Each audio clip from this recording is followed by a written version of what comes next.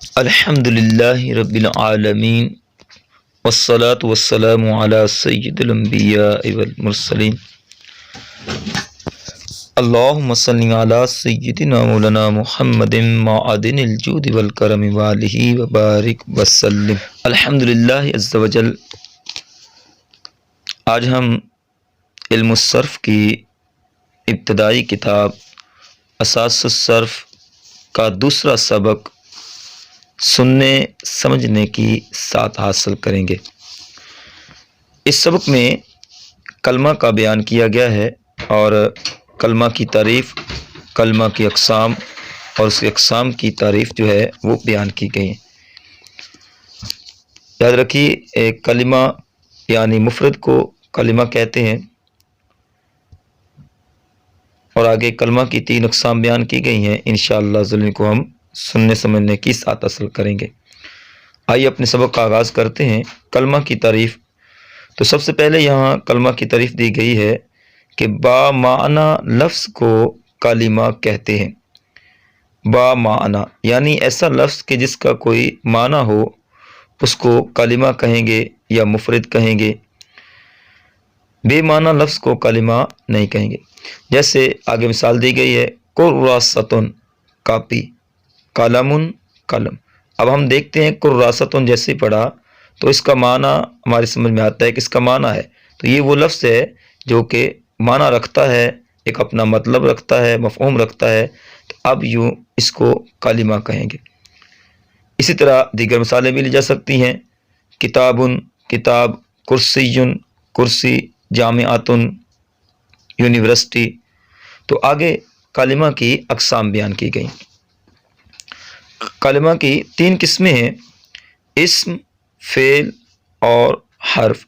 اچھا، یہاں پر یہ بات یاد رکھیے گا، یہ تینوں قسمیں کلمہ کی ہیں اور یہ تینوں قسمیں ایک دوسرے سے الگ الگ ہیں، یعنی اسم فعل نہیں ہو سکتا، فعل حرف نہیں ہو سکتا اور نہ ہی فعل اسم ہو سکتا ہے۔ اسی طرح حرف نہ اسم ہو سکتا ہے نہ فعل ہو سکتا ہے۔ تو یہ تینوں ڈیفرنٹ ہیں، یعنی الگ الگ ہیں، یہ آپس میں ملتے نہیں ہیں اور نہ ہی کبھی یہ ملیں گے۔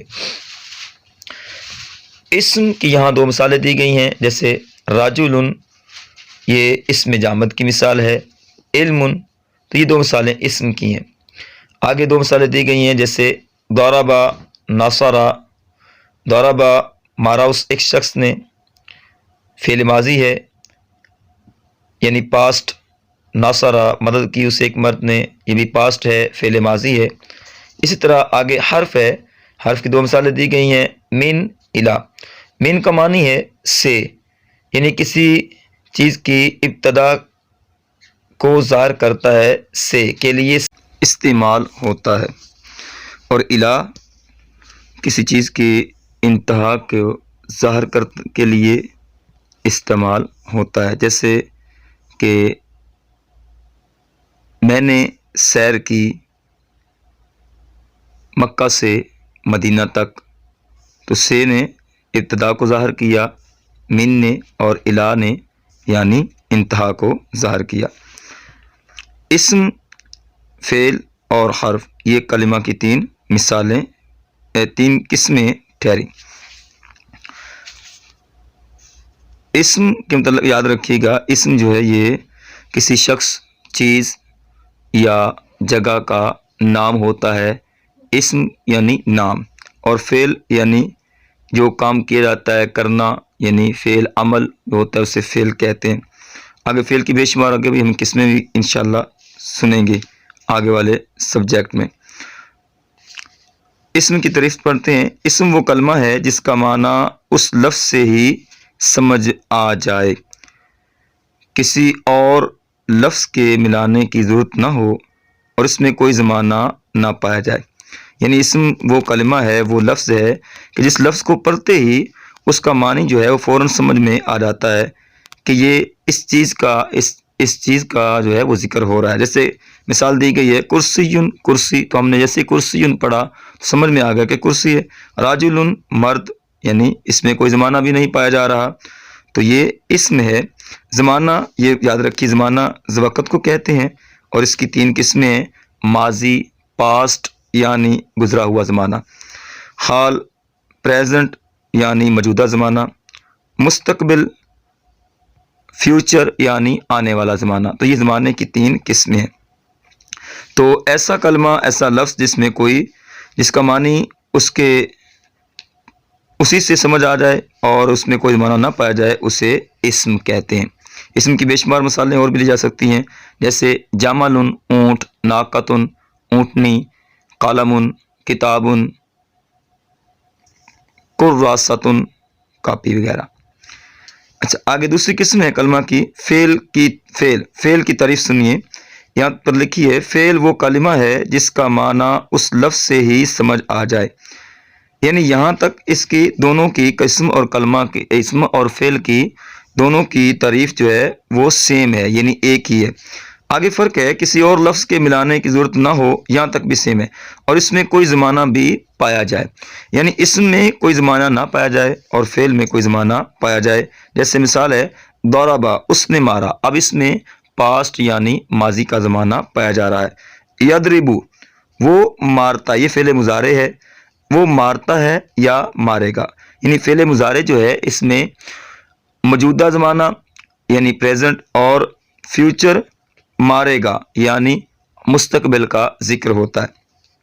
تو آپ نے دیکھا کہ اس میں سے اظہار ہو رہا ہے کہ اس میں زمانہ پایا جا رہا ہے۔ تو معلوم یہ ہوا کہ فعل اس لفظ کو، اس کلمے کو کہتے ہیں کہ جس کا معنی تو سمجھ میں آ جائے اسی لفظ سے، اس میں کوئی اور لفظ ملانے کی ضرورت بھی نہ ہو۔ جیسے ہم نے پڑھا ضربا، اب کوئی اور لفظ ملانے کی ضرورت نہیں پڑی۔ یضربو، وہ مارتا ہے یا مارے گا۔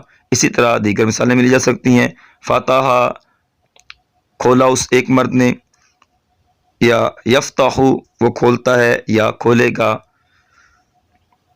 تو اس مثال سے ظاہر ہوا کہ اس میں زمانہ پایا جا رہا ہے، تو جس میں زمانہ پایا جائے وہ فعل ہے۔ اسی طرح آگے حرف کی تعریف ہے۔ حرف وہ کلمہ ہے جس کا معنی کسی دوسرے کلمے سے مل کر ہی سمجھ آئے، جیسے من کا معنی ہے سے، الا جیسے تک، جیسے ہم پیچھے پڑھ کے آ چکے ہیں تک۔ تو اب یہ من جتنی مرتبہ ہم پڑھیں گے، من سے، اب کوئی سمجھ میں نہیں آ رہا کہ کیا ہے، الا تک کبھی سمجھ نہیں آئے گا، تو اس کا معنی جو ہے وہ کسی دوسرے کلمے سے مل کر ہی سمجھ میں آئے گا۔ جیسے مثال ہے کہ میں نے سیر کی مکہ سے مدینہ تک، سرت من المکۃ الی المدینہ، میں نے سیر کی مکہ سے مدینہ تک۔ تو من نے اور سے کا معنی اب اس جملے سے لفظ ملانے سے سمجھ میں آتا ہے۔ تو ہم نے اسم کی تعریف، فعل کی تعریف اور حرف کی تعریف سنی۔ امید ہے کہ آج کا سبق آپ کی سمجھ میں آ چکا ہوگا۔ میں پھر وہی بات دہراؤں گا کہ ایک مرتبہ 2 مرتبہ سننے سے سبق سمجھ میں نہیں آتا، اس کو بار بار رپیٹ کیجئے، بار بار پڑھیے، سنیے، سمجھیے، اور ہو سکے تو یہ جو نقشہ بنا ہے اس کے اوپر کلمہ کے اقسام کا، اس کو اپنی کاپی پر اتاریے، انشاءاللہ مشق کریں گے تو یاد۔ آئیے اب اس کی تمرین حل کرتے ہیں۔ سوال نمبر 1، کلمہ کسے کہتے ہیں؟ تو ہم پیچھے پڑھ چکے ہیں کہ با معنی لفظ کو، پھر سنیے گا، با معنی لفظ کو کلمہ کہتے ہیں، جیسے کراسۃ قلم۔ سوال نمبر 2 ہے، کلمہ کی کتنی قسمیں اور کون کون سی قسمیں ہیں؟ ہر ایک کی تعریف مثال کے ساتھ بیان کیجیے۔ تو ہم پیج نمبر 6 پر یہ پڑھ چکے ہیں کہ کلمہ کی 3 قسمیں ہیں، ساتھ میں نقشہ بھی بنا ہوا ہے، ان کو یاد کر لیجئے گا۔ اسم، فعل اور حرف۔ اسم کی اور فعل کی تعریف آغاز میں ایک جیسی ہے، یعنی اسم اور فعل میں معنی جو ہے اسی لفظ سے سمجھ میں آ جاتا ہے، ان میں اور کوئی لفظ ملانے کی ضرورت بھی نہیں پڑتی۔ لیکن اسم جو ہے اس میں کوئی زمانہ نہیں پایا جاتا اور فعل میں زمانہ پایا جاتا ہے۔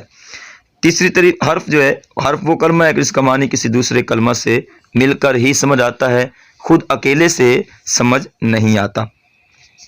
سوال نمبر 3 ہے، معنی پر غور کرتے ہوئے درج ذیل مشق میں سے اسم، فعل اور حرف الگ الگ کریں۔ تو آئیے اب ان میں غور و فکر کر کے ہم دیکھتے ہیں معنی کو اور ان پہ اسم، فعل وہ الگ الگ کرتے ہیں۔ پہلا لفظ ہے غسل، اس نے دھویا، تو یہاں فعل ماضی پاسٹ پایا جا رہا ہے، اس نے دھویا۔ تو ہم پیچھے پڑھ چکے ہیں کہ فعل جو ہے یہ جو ہے وہ فعل ہے کیونکہ فعل ماضی پایا جا رہا ہے۔ اسی طرح آگے دوسری مثال ہے جمل، جمل یعنی اونٹ۔ اسم، ہم نے سنا کہ اسم کہتے ہیں نام کو، تو یہ ظاہر کر رہا ہے کہ جمل اسم ہے۔ آئیے اسم میں چند جو ہے وہ نشانیاں سماعت فرمائی۔ اسم کی جو نشانیاں علم النحو میں بیان کی گئی ہیں، یعنی تنوین، یہ جو اوپر تنوین ہے جامع کی لام پر تنوین ہے، یہ بھی اسم کی علامت ہے۔ اسی طرح گول تا کا ہونا، یہ بھی اسم کی علامت ہے۔ کسی لفظ میں ال یعنی الف لام کا داخل ہونا، یہ بھی اسم کی علامت ہے۔ دیگر بھی علامتیں ہیں جو کہ ہم علم النحو میں آپ پڑھیں گے۔ تو جامل یہ ظاہر کر رہا ہے اونٹ، یعنی یہ نام ہے کسی چیز کا، جانور کا نام ہے اونٹ، تو لہذا یہ اسم ہے۔ باقرتن گائے، یہ بھی اسم ہے۔ فی میں، یعنی دیکھیے میں، تو یہ کوئی اپنا معنی ظاہر نہیں کر رہا، اس میں کوئی معنی بھی نہیں ہے۔ فی میں، تو یہ حرف ہے۔ قعدت وہ بیٹھی، وہ بیٹھی، اس میں بھی فعل ماضی پایا جا رہا ہے، پاسٹ، تو یہ بھی فعل ہے۔ جلسہ وہ بیٹھا، تو یہ بھی فعل ماضی ہے، تو یہ بھی فعل کی مثال ہے۔ یشربو وہ پیتا ہے یا پیے گا، تو جس سے ہم پڑھ چکے ہیں کہ فعل کی تعریف سے تو اس میں زمانہ پایا جا رہا ہے، تو یہ پیتا ہے یا پیے گا، تو یہ بھی فعل ہے۔ اس طرح با یہ حرف ہے۔ عالمہ اس نے جانا، اس نے جانا، تو یہ بھی فعل ہے۔ ذہبا وہ گیا، تو یہ بھی فعل ہے۔ تأکلو وہ کھاتی ہے یا کھائے گی، تو یہ بھی فعل ہے۔ ناقتن اونٹنی، تو یہ اسم ہے۔ ہم نے دیکھا کہ تنوین اور گولتا آئی ہے جن حروف پر، جن کلموں پر، تو وہ اسم ہے، تو جو کہ یہ اسم کی علامات ہیں۔ امید ہے کہ آج کا سبق آپ کو سمجھ آ گیا ہوگا۔ اللہ تعالیٰ سے دعا ہے کہ اللہ تبارک تعالیٰ ہمیں اسے یاد رکھنے، سمجھنے اور اسے دوسروں تک پہنچانے کی توفیق عطا فرمائے، تاکہ دیگر طلباء جو ہیں وہ بھی اس سے مستفید ہو سکے۔ السلام علیکم ورحمۃ اللہ وبرکاتہ۔ مع السلامتی الی اللقاء۔